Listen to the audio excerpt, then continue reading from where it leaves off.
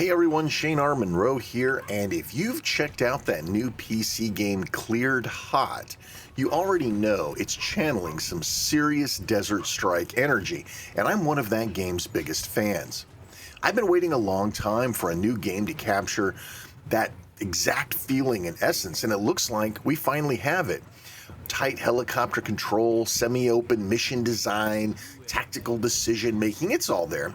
But before we get too deep into Cleared Hot in the future for a proper review, let's talk about the game that laid this groundwork over 30 years ago. Let's check it out. Let's go into the Monroe world.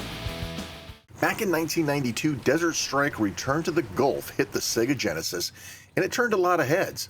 It dropped players into an Apache-style chopper, handed you a handful of objectives, and just let you go. No levels, no scrolling screens. You had a map and some fuel, limited ammo, and a job to do. It was gritty, semi-realistic, and pulled straight from the headlines of the Gulf War. You weren't just mowing down waves of enemies, you were rescuing POWs, destroying radar sites, and managing resources. And for the time, it was pretty revolutionary.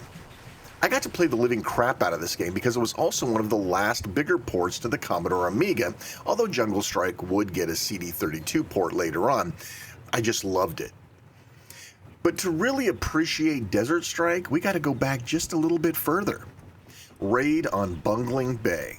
Released in 1984 by Will Wright, yes, the SimCity guy, it was a top-down helicopter game where you took off from an aircraft carrier and had to destroy factories across enemy islands.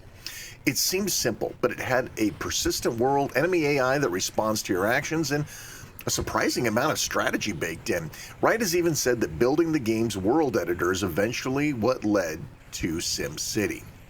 So yeah, Bungling Bay may not have had the Gulf War flavor or that EA polish, but the DNA is all there. Fly the chopper, hit strategic targets, manage limited resources, and don't screw up your extraction.